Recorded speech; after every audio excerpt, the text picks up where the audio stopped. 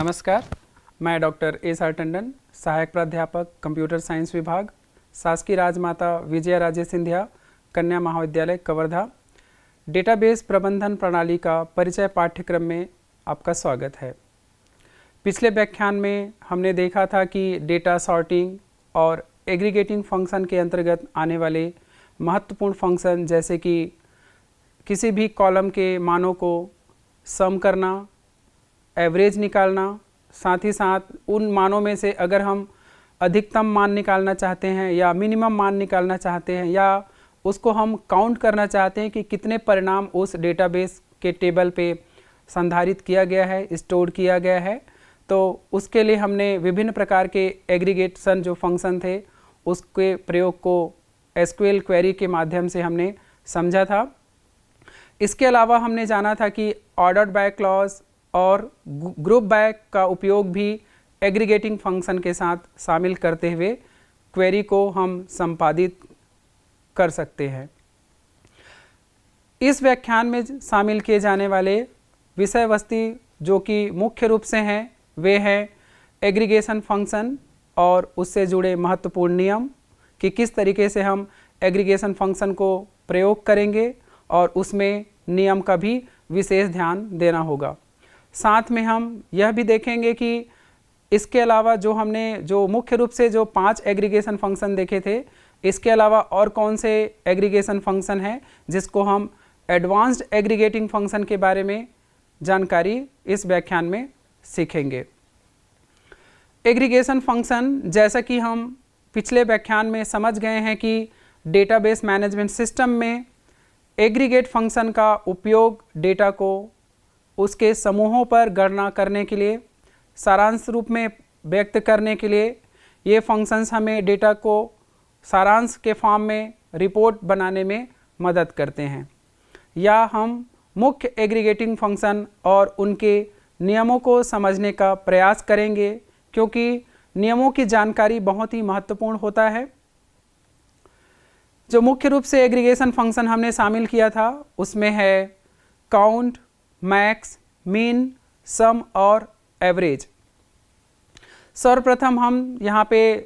सम aggregation function को देखेंगे और इससे जुड़े महत्वपूर्ण नियम है उसको समझने का प्रयास करेंगे। जो सम नाम का एग्रीगेशन फंक्शन है जिसका उपयोग किसी कॉलम के सभी मानों का योग प्राप्त करने के लिए किया जाता है।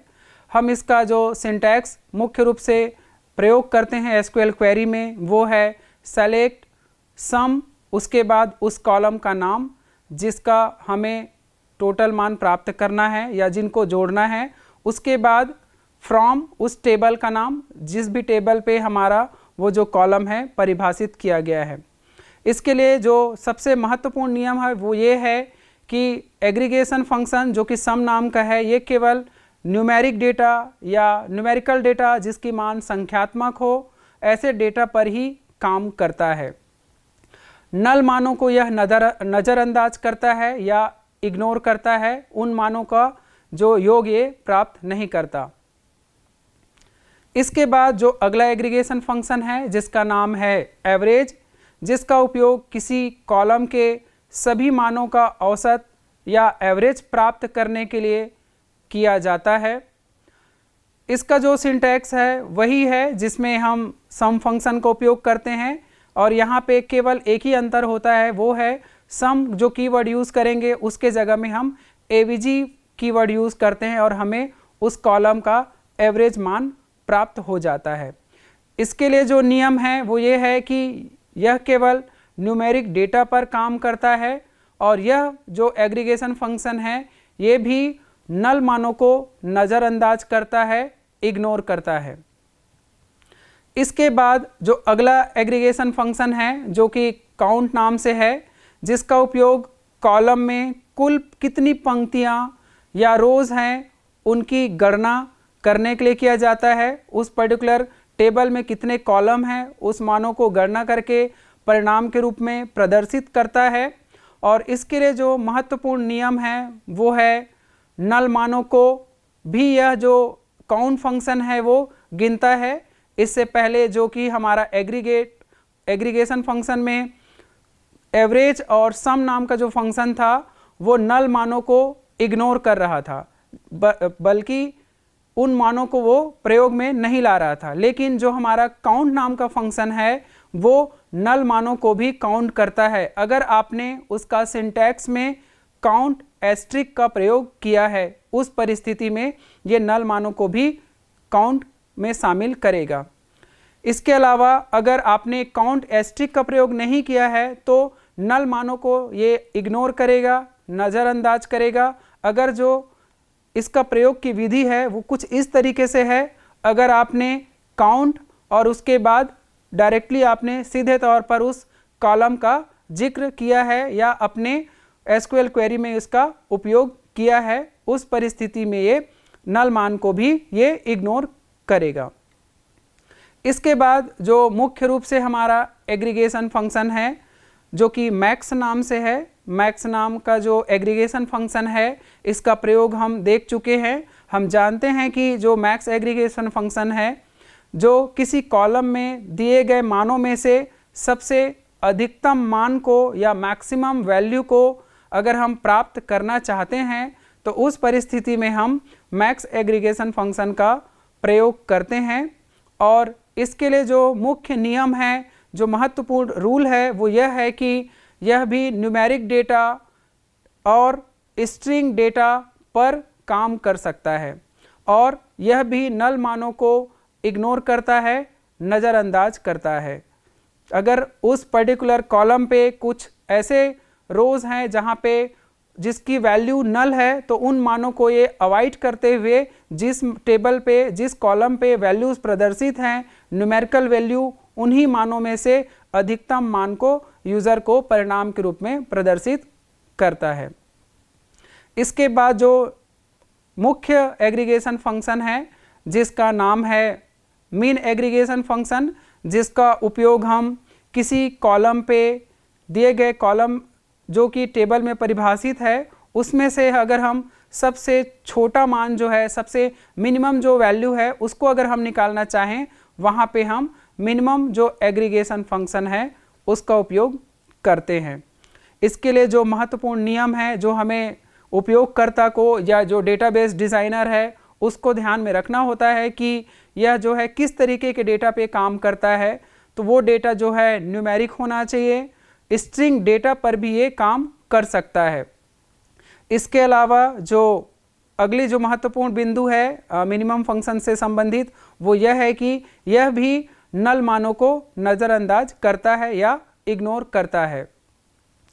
इसके अलावा अतिरिक्त जो नियम है जिसका उपयोग हम एग्रीगेशन फंक्शन में करते हैं, एग्रीगेट फंक्शन को अक्सर ग्रुप बाय क्लॉज के साथ उपयोग किया जाता है, क्योंकि अगर हम डेटा में चाहते हैं कि बहुत सारे जो विभिन्न प्रकार के कॉलम हैं उन कॉलमों को हम विभाजित करना चाहते हैं और किसी एक विशेष नियम के तहत उनको अगर हम शामिल करना चाहते हैं, ग्रुप बनाना चाहते हैं, तो हम इसको इस तरीके से ग्रुप बाय फंक्शन का प्रयोग करके उपयोग कर सकते हैं। इन्हें हम हैविंग जो क्लॉज होता है उसके साथ भी प्रयोग कर सकते हैं। साथ ही साथ हम जो वेयर क्लॉज होता है उसके साथ भी इसका उपयोग कर सकते हैं और उसके हिसाब से, उसके अकॉर्डिंग हमको परिणाम प्राप्त हो सकते हैं अगर हम हैविंग क्लॉज, वेयर क्लॉज और ग्रुप बाय क्लॉज का उपयोग करते हैं।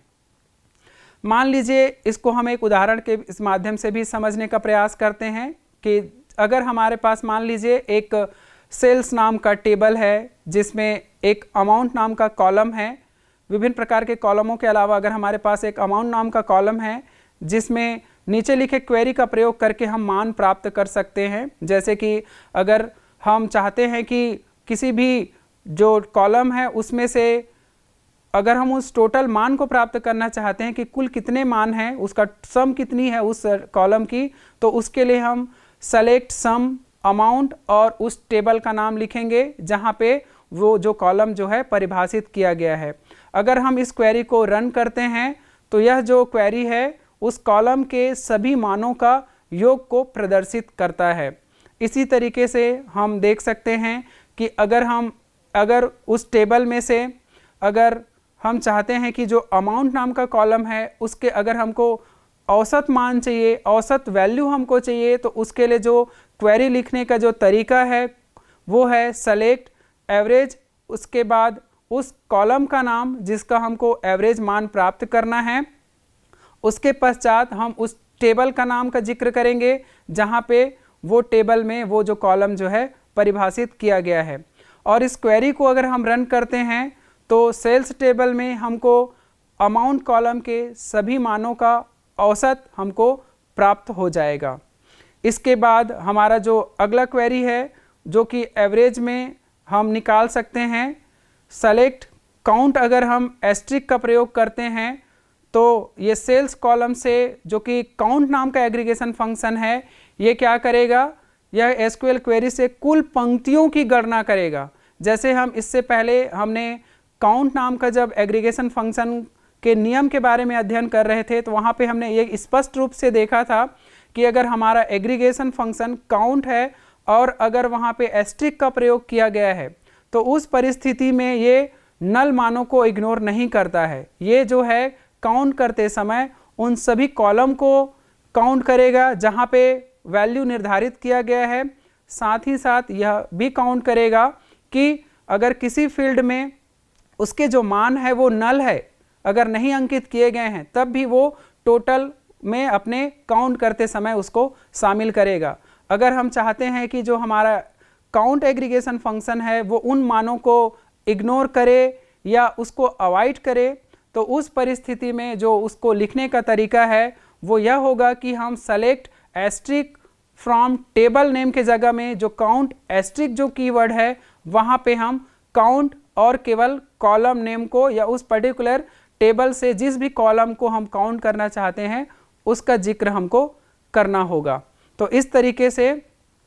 ये जो काउंट एग्रीगेशन फंक्शन है वो काम करेगा। इसके बाद जो एग्रीगेशन फंक्शन है हमने देखा था कि मैक्स नाम का जो एग्रीगेशन फंक्शन किसी भी टेबल में दिए गए परिणाम से कि कैसे हमें अधिकतम मान को प्राप्त करना है या कहें कि हमें अधिकतम वैल्यू को प्राप्त करना है। एक सारांशित रूप में हमको डेटा चाहिए कि अगर 100 लोगों का परिणाम है जिसमें हम चाहते हैं कि किसी मान लो अगर टेबल में किसी छात्र छात्राओं का परिणाम स्टोर किया गया है प्रतिशत के रूप में, तो हम चाहते हैं कि 1 से लेकर के 100 छात्राओं में किस छात्र छात्रा को अधिकतम अंक प्राप्त हुए हैं, तो इस एग्रीगेशन फंक्शन का प्रयोग करेंगे और हम उसमें से अधिकतम मान को प्राप्त कर सकते हैं। और हमने ये देखा कि किस तरीके से जो मैक्स एग्रीगेशन फंक्शन है वो न्यूमेरिक डेटा पे काम करता है, न्यूमेरिकल वैल्यू पे काम करता है। तो उसके लिए ज़रूरी हो जाता है कि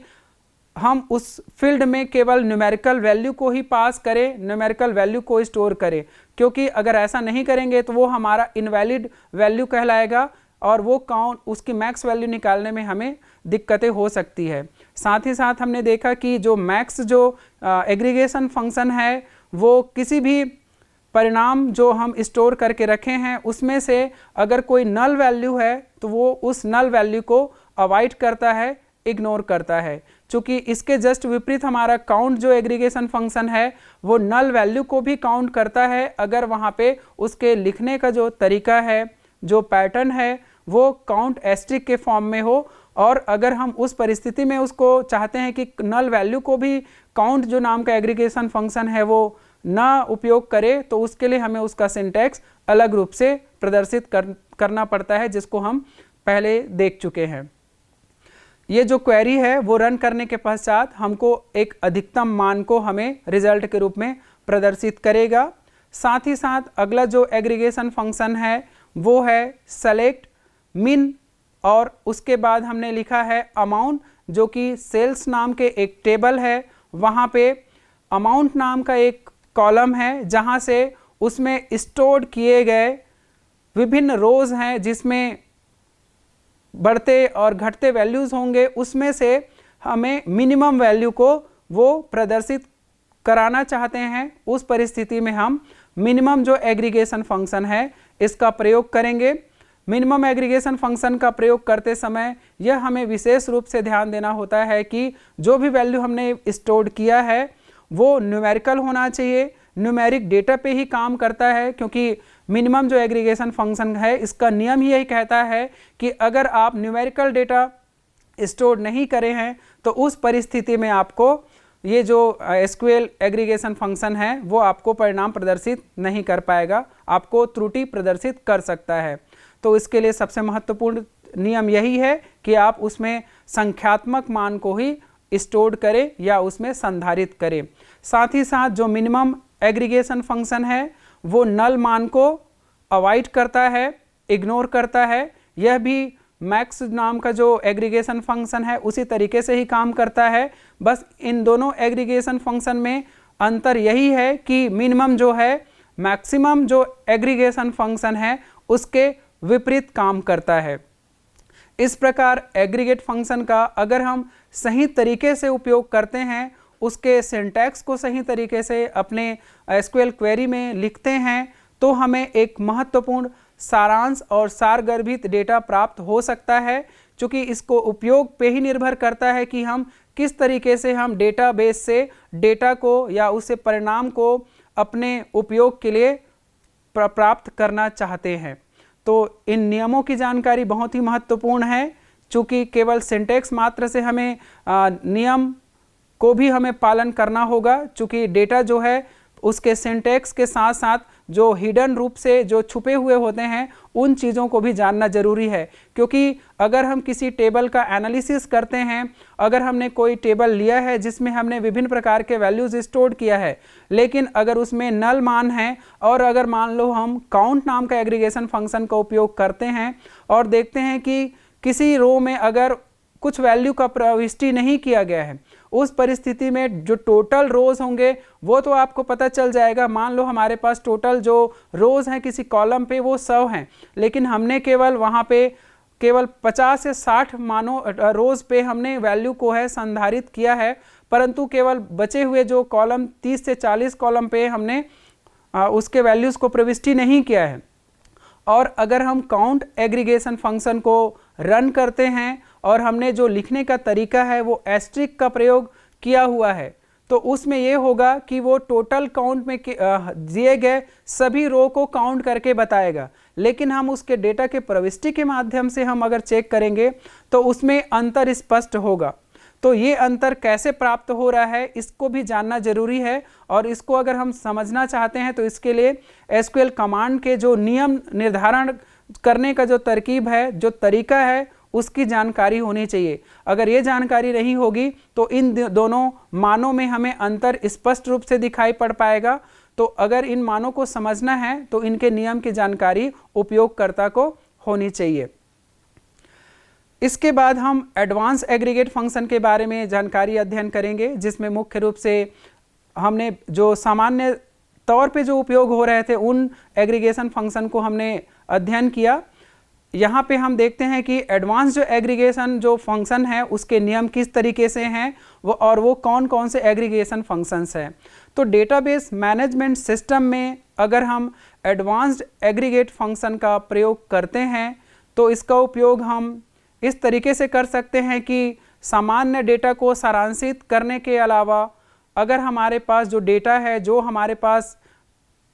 जो डेटा स्ट्रक्चर जो उपलब्ध है अनस्ट्रक्चर्ड फॉर्मेट में है या कॉम्प्लेक्स फॉर्मेट में है, तो उसको हम किस तरीके से इस एडवांस जो एग्रीगेट फंक्शन है उसको उपयोग करके जटिल और विश्लेषणात्मक रूप से डेटा को प्राप्त करने में हमें मदद कर सकता है। इनमें से अगर हम देखें कि एडवांस एग्रीगेट फंक्शन के जो कैटेगरी में जो आमतौर पर प्रयोग किए जाते हैं उसमें हमारे पास मुख्य रूप से 4 एग्रीगेशन फंक्शंस हैं, जिसमें सर्वप्रथम है ग्रुप कॉन्केटनेशन के रूप में एग्रीगेशन फंक्शन है, उसके बाद है स्ट्रिंग एग्रीगेशन फंक्शंस है,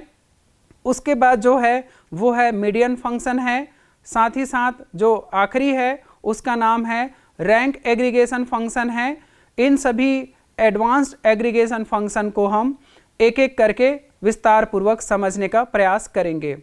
तो सर्वप्रथम जो हमारा एडवांस्ड एग्रीगेशन फंक्शन है इसमें है ग्रुप कॉन्केटनेशन फंक्शन। इसके नियमों को समझते हैं, जिसका उपयोग डेटाबेस मैनेजमेंट सिस्टम पे क्वेरी को बनाते समय किसी कॉलम के मानों को एक स्ट्रिंग के रूप में संयोजित करने के लिए, कॉन्केटनेट करने के लिए अक्सर एक विशेष विभाजक या डेलीमीटर के साथ किया जाता है। इससे संबंधित जो महत्वपूर्ण बिंदु है, जो नियम है, वो ये है कि अगर यह स्ट्रिंग डेटा पर प्रयोग किया जाता है तभी ये सफलपूर्वक काम करेगा। साथ ही साथ यह भी जो नल वैल्यूज़ होंगे, नल मान होंगे, उन नल मानों को ग्रुप कॉन्केटनेशन जो एडवांस्ड एग्रीगेशन फंक्शन है वो नज़रअंदाज करता है, अवॉइड करता है। उदाहरण के लिए मान लो हमारे पास एक स्टूडेंट टेबल है जिसमें स्टूडेंट का नाम और क्लास एक कॉलम है। हम प्रत्येक क्लास के सभी छात्रों के नाम एक साथ जोड़ना चाहते हैं, तो उसके लिए हमें जो एडवांस्ड एग्रीगेशन फंक्शन है उसके लिखने का जो तरीका है, जो उसका सिंटैक्स है, क्वेरी का जो स्ट्रक्चर है वो इस तरीके से है। सबसे पहले हम सेलेक्ट कीवर्ड का उपयोग करेंगे, फिर क्लास, उसके बाद कॉमा ऑपरेटर का यूज़ करके सेपरेट करेंगे, उसके बाद ग्रुप कॉन्केटनेशन एग्रीगेशन फंक्शन का प्रयोग करेंगे, उसके बाद नेम सेपरेटर का यूज़ करके सिंगल कोटेशन पे कॉमा लगाते हुए हम एएस कीवर्ड प्रयोग करेंगे और स्टूडेंट नेम, और उसके बाद फ्रॉम उस स्टूडेंट टेबल से ग्रुप करेंगे हम लोग क्लास बाय के माध्यम से। तो यह क्वेरी जो है प्रत्येक क्लास के छात्रों के नाम को कॉमा ऑपरेटर से विभाजित करते हुए आपस में जोड़ने का काम करेगा। उसके बाद जो अगला एडवांस जो एग्रीगेशन फंक्शन है उसका नाम है स्ट्रिंग एग्रीगेशन फंक्शन। इसका उपयोग जो है किसी कॉलम के मानों को एक स्ट्रिंग में संयोजित करने के लिए, जोड़ने के लिए प्रयोग किया जाता है। मुख्य रूप से जो है एसक्यूएल सर्वर में विशेष रूप से इसका उपयोग किया जाता है। अगर आप चाहते हैं कि किसी कॉलम के मानों को आपको स्ट्रिंग के रूप में आपस में जोड़ना है तो उस परिस्थिति में हम एडवांस्ड एग्रीगेशन फंक्शन है स्ट्रिंग एग्रीगेशन, जो कि इसका कीवर्ड है, इसका प्रयोग हम करेंगे। इससे संबंधित जो महत्वपूर्ण नियम है वो यह है कि यह भी स्ट्रिंग कॉन्केटनेशन जो एग्रीगेशन फंक्शन था उसी तरीके से यह भी स्ट्रिंग डेटा पर ही काम करता है और यह एग्रीगेशन फंक्शन भी नल जो मान होंगे, नल वैल्यूज़ होंगे, उन मानों को, उन डेटा वैल्यूज़ को नज़रअंदाज करता है, अवॉइड करता है। उदाहरण के लिए मान लीजिए हम प्रयोग करना चाहते हैं स्ट्रिंग जो हमारा एग्रीगेशन फंक्शन है, उसके लिए हमारे पास एक बुक्स नाम से एक टेबल है जिसकी टाइटल और ऑथर नाम के हम एक कॉलम बनाए हैं। जब हम डेटाबेस क्रिएट करते हैं उसके बाद हम उस डेटाबेस में टेबल क्रिएट करते हैं तो हम जानते हैं कि किस तरीके से डेटा डेफिनेशन लैंग्वेज का प्रयोग करके हम टेबल का क्रिएशन करते हैं और उस टेबल को बनाते समय हम उस टेबल का नाम देते हैं। तो यहाँ पे हमने एक एग्जाम्पल लिया हुआ है, उदाहरण लिया हुआ है, जहाँ पे बुक्स नाम से एक टेबल है और उस टेबल में टाइटल, बुक की टाइटल होगी और ऑथर्स के नाम होंगे। इन दो नामों से हमने ये दो कॉलम बनाया हुआ है, स्कीमा का स्ट्रक्चर हमने बना के रखा है। प्रत्येक लेखक की सभी किताबों के शीर्षक एक साथ हम आपस में जोड़ना चाहते हैं, तो इस परिस्थिति में हम आपस में जोड़ने के लिए जो हमारा एडवांस्ड एग्रीगेशन फंक्शन है स्ट्रिंग एग्रीगेशन, इसका प्रयोग करेंगे। इसका प्रयोग करने के लिए हम जो उसका सिंटैक्स है, जो उसका क्वेरी लिखने का जो तरीका है कुछ इस तरीके से होगा, जिसमें हम सर्वप्रथम सेलेक्ट, उसके बाद उस कॉलम का नाम, उसके बाद कॉमा ऑपरेटर से सेपरेट करते हुए स्ट्रिंग एग्रीगेशन फंक्शन का उपयोग करेंगे और ब्रैकेट के अंदर हम उस टाइटल का नाम लिखेंगे, उस कॉलम का नाम लिखेंगे, फिर कॉमा लगाते हुए हम सिंगल कोटेशन में एक और कॉमा देते हुए एएस कीवर्ड का प्रयोग करेंगे और बुक टाइटल के माध्यम से हम उस पर्टिकुलर टेबल का जिक्र करेंगे, जैसे कि हमने यहाँ पे किया हुआ है। बुक टाइटल फ्रॉम जो कीवर्ड है वो ये बताएगा कि आप किस पर्टिकुलर टेबल से उन दो मानों को आपस में एग्रीगेट करना चाहते हैं, उसको ग्रुप करना चाहते हैं। उसके बाद हम उस ऑथर का नाम देंगे, इस क्वेरी को रन करेंगे, संपादित करेंगे। उस परिस्थिति में हमें प्रत्येक लेखक की सभी किताबों के जो शीर्षक हैं, शीर्षक या यूँ कहें टाइटल है, वो कॉमा से विभाजित करते हुए वे आपस में एक दूसरे को जोड़ देंगे। इसके बाद जो दूसरा अन्य जो एग्रीगेशन फंक्शन है वो है मीडियन एग्रीगेशन फंक्शन। इस मीडियन एग्रीगेशन जो एडवांस एग्रीगेशन फंक्शन के कैटेगरी में आता है, इसका जो मुख्य उपयोग ये है कि यह डेटाबेस में दिए गए सभी डेटाबेस से सीधे उपलब्ध नहीं होता। ये जितने भी उपलब्ध डेटाबेस है उसमें हर एक में ये परिभाषित नहीं किया गया था। ये किसी भी विशेष प्रकार के डेटाबेस में ये जो एडवांस मीडियन एग्रीगेशन फंक्शन है जो प्रयोग किया जाता है, लेकिन इसे कस्टम क्वेरी के माध्यम से प्राप्त किया जा सकता है, उपयोग किया जा सकता है। और इसका जो उपयोग करने की जो विधि है, किसी कॉलम के मानों का माध्य निकालने के लिए, मीडियन निकालने के लिए इसका उपयोग करते हैं। और इसको उपयोग करने से पहले उपयोगकर्ता को ये महत्वपूर्ण नियम की जानकारी अवश्य होनी चाहिए, जिसमें मुख्य रूप से है कि यह भी न्यूमेरिक डेटा पे काम करता है, संख्यात्मक मान पे काम करता है और ये नल मानों को नज़रअंदाज करता है। मान लीजिए हमारे पास एक सैलरी नाम का एक टेबल है जिसमें हम अमाउंट नाम का एक कॉलम को क्रिएट किया हुआ है और हम चाहते हैं कि जो सैलरी नाम के टेबल है उसमें से हम जो सैलरीज है या वेतन है उसका हम माध्य निकालना चाहते हैं। तो उसको निकालने के लिए हम इस तरीके से क्वेरी का उपयोग करेंगे। सेलेक्ट अमाउंट फ्रॉम टेबल, उसके अंदर हम सब क्वेरी लिखेंगे जिसमें हम सेलेक्ट अमाउंट, उसके बाद रो नंबर का प्रयोग करते हुए ओवर ऑर्डर्ड बाय क्लॉज का उपयोग करेंगे और अमाउंट का जिक्र करेंगे। साथ ही साथ हम एलियास नेम देंगे, उपनाम यूज़ कर सकते हैं, रो नम। उसके बाद हम काउंट एस्ट्रिक का उपयोग कर रहे हैं क्योंकि इस परिस्थिति में हमने एस्ट्रिक का यूज़ किया है, तो ये सभी मानों को काउंट करेगा। अगर उसमें नल मान भी दिए हुए हैं तो उन नल मानों को भी ये काउंट करेगा। ओवर यूज़ करते हुए एएस क्लॉज का उपयोग करके हम टोटल काउंट करेंगे। साथ ही साथ हम उस टेबल का जिक्र करेंगे जहां से हम इन मानों को प्राप्त कर रहे हैं। फिर उसके बाद सब क्वेरी को बंद करते हुए वेयर क्लॉज जो है यूज़ करेंगे, जहां पे हमने row num is equals to total num plus 1, जिसको हमने 2 से डिवाइड किया है। और यह जो क्वेरी को हम रन करेंगे उसके बाद हमें जो रिजल्ट प्राप्त होगा वो है उसका माध्य के रूप में हमें रिजल्ट जो है हमें मिल जाएगा। इसके बाद जो एडवांस्ड एग्रीगेट फंक्शन है वो है रैंक फंक्शन।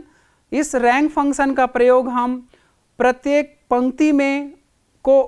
पंक्ति को एक रैंक के माध्यम से एक निश्चित क्रम देने के लिए, एक ऑर्डर देने के लिए इस एग्रीगेशन फंक्शन का उपयोग करते हैं। और इससे संबंधित जो महत्वपूर्ण नियम है वो यह है कि एक न्यूमेरिकल डेटा होना चाहिए, साथ ही साथ और अगर स्ट्रिंग डेटा है उस परिस्थिति में हमारा रैंक फंक्शन जो है काम करेगा। और एक महत्वपूर्ण बिंदु यह भी है रैंक फंक्शन के लिए, इससे पहले अधिकतर जो हमारा एग्रीगेशन फंक्शन थे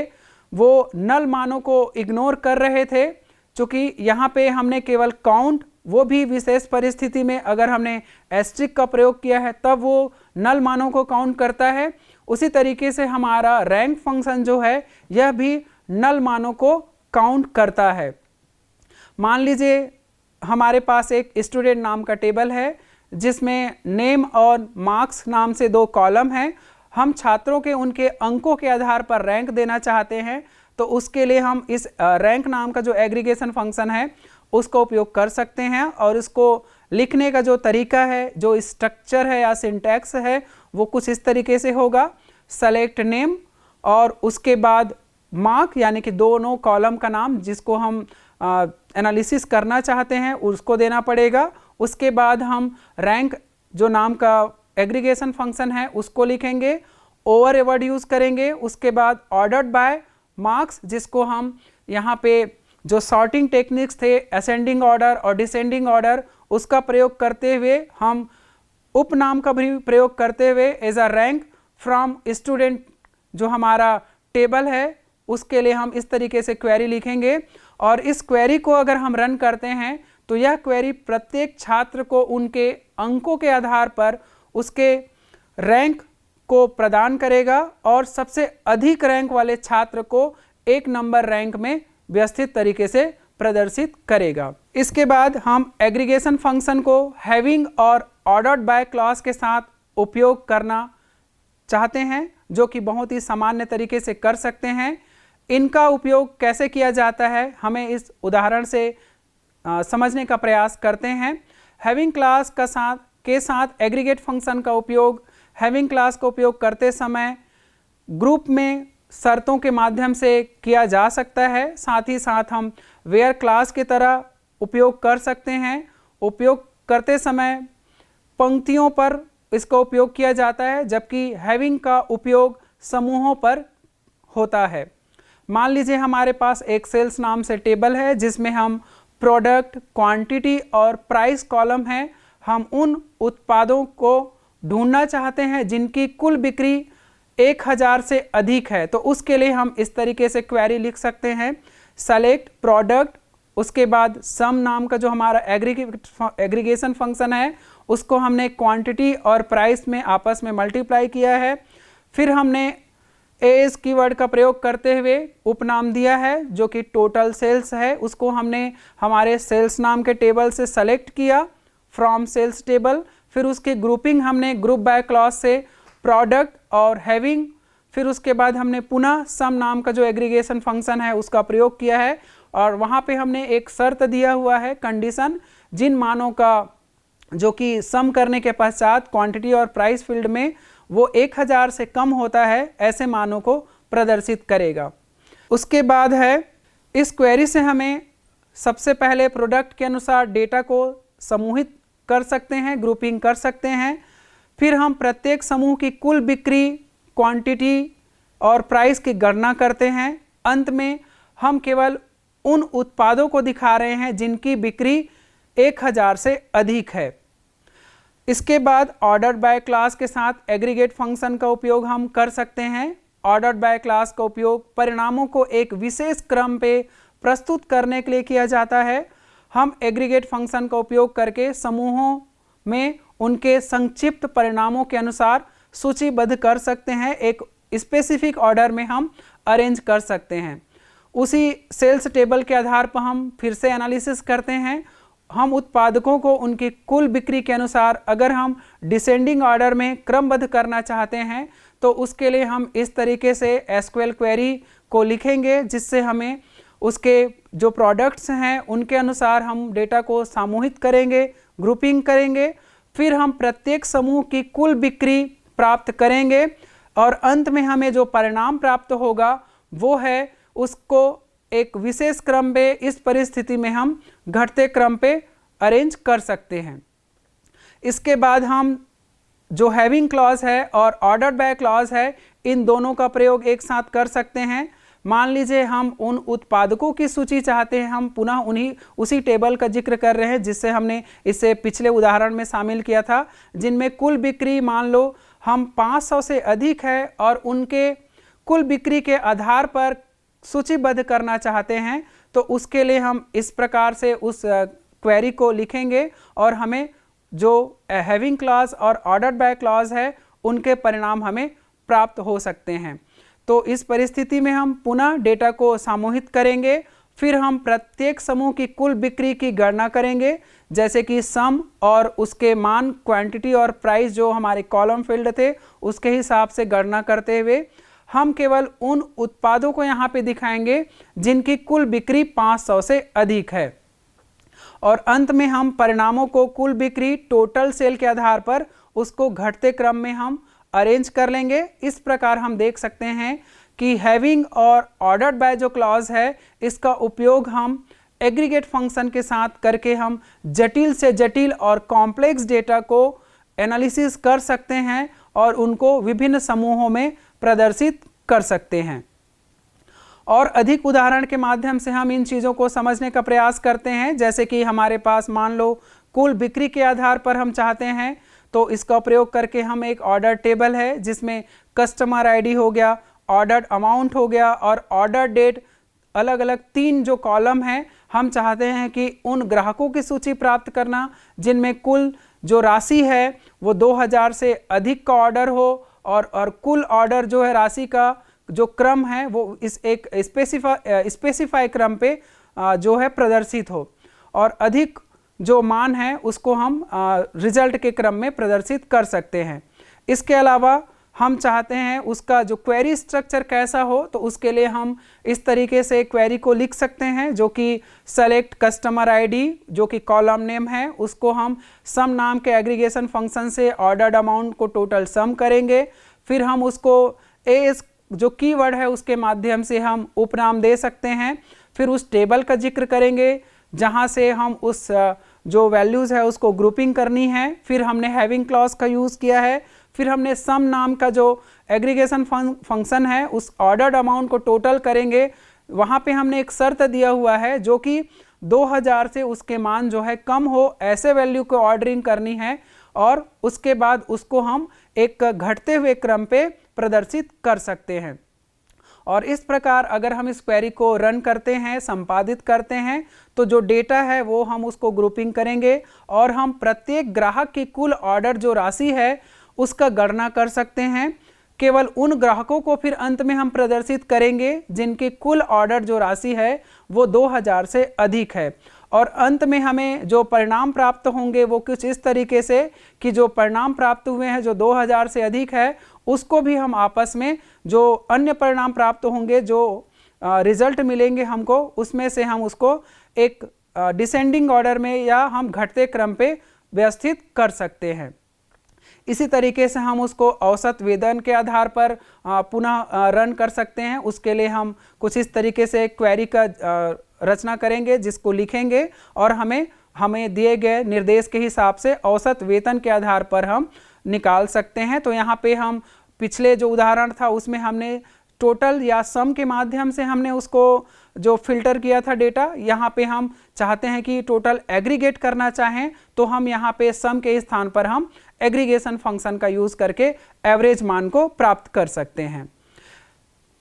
इसके बाद हम चाहते हैं कि छात्रों के औसत अंक के आधार पर, तो उस परिस्थिति में भी हम इस क्वेरी का प्रयोग करके हम एग्रीगेट फंक्शन का यूज़ करके एवरेज एग्रीगेट फंक्शन का उपयोग करके हम उसके मान को प्राप्त कर सकते हैं, जहां पे हमें छात्रों के औसत अंक के आधार पर डेटा को हम स्पष्ट रूप से दिखा सकते हैं। उस क्वेरी को हम अगर रन करेंगे तो उस परिस्थिति में ये डेटा को आपस में समूहित करेगा, ग्रुपिंग के फॉर्म में प्रदर्शित करेगा और उसके बाद उसका गणना करते हुए केवल उन कक्षाओं को दिखाएगा जिनमें छात्राओं का जो अंक है वो अधिकतम 75 से अधिक है। और अंत में जो हमें परिणाम प्राप्त होगा वो एवरेज मार्क्स जो प्राप्त होगा, औसत अंक प्राप्त होगा, वो एक घटते हुए क्रम पे जो है व्यवस्थित रूप से हमें प्रदर्शित होगा। इसके बाद हम उत्पादकों के न्यूनतम जो मान है उसके आधार पे भी हम उसके वैल्यू को आपस में प्रदर्शित कर सकते हैं। तो इस परिस्थिति में हमको जो मिनिमम नाम का जो एग्रीगेशन फंक्शन है उसका प्रयोग हम कर सकते हैं और हमें जो रिजल्ट है वो बढ़ते हुए क्रम पे, क्योंकि हमने यहाँ पे असेंडिंग ऑर्डर जो है प्रयोग किया हुआ है, तो प्रदर्शित होगा। और इस तरीके से परिणाम का जो न्यूनतम मान है वो हमें इस तरीके से प्रदर्शित होगा कि जो कि एक निश्चित क्रम में हो, वो है हमारा बढ़ते हुए क्रम। इसके बाद हम ऑर्डर्ड बाय और ग्रुप बाय क्लॉज को भी आपस में जोड़ सकते हैं और जटिल से जटिल जो हमारा डेटा है उसको हम आपस में एनालिसिस कर सकते हैं उनके मानों के आधार पर और उसके विभिन्न नियम और फायदे को समझ सकते हैं, जैसे कि डेटा ग्रुपिंग करना, एग्रीगेट फंक्शन का प्रयोग करना और साथ ही साथ सभी कॉलम का हम आपस में जिक्र करते हुए इन नियमों का प्रयोग कर सकेंगे। साथ ही साथ इसके जो लाभ हैं वो है कि डेटा को हमें समरी के फॉर्म में समूह डेटा को कैसे एनालिसिस कर सकते हैं और वो उपयोगकर्ता को किस तरीके से सहज तरीके से आसान तरीके से वो डेटा हमें प्रदर्शित होगा, उसके लिए भी हम इन नियमों का प्रयोग करते हुए उसके हम फायदे को समझ सकते हैं। उसके बाद है हम देख सकते हैं कि डेटा को क्रमबद्ध करते हैं ऑर्डर्ड बाय क्वेरी के माध्यम से, साथ ही साथ हम उन कॉलम के मानों को प्रदर्शित कर सकते हैं। तो डेटा जो है हमें उसको समझने में स्पष्टता होती है, उसके प्रेजेंटेशन के लिए हमें आसान होती है, तो हमारा जो डेटा है हमें आसानी से सारांशित रूप में मिल जाता है। तो इस तरीके से हम इस व्याख्यान में हमने सीखा कि किस तरीके से एग्रीगेट फंक्शन के नियम बहुत ही महत्वपूर्ण है अगर हम उसको रन करना चाहते हैं, संपादित करना चाहते हैं। साथ ही साथ ऑर्डर्ड बाय क्लॉज और ग्रुप बाय क्लॉज के माध्यम से हमने इस व्याख्यान का सारांश है कि हमने पूरे व्याख्यान के दौरान देखा कि डेटा एग्रीगेशन फंक्शन के नियमों को समझना, उसको किस तरीके से हम एसक्यूएल क्वेरी को लिखते समय उसको उपयोग करते हैं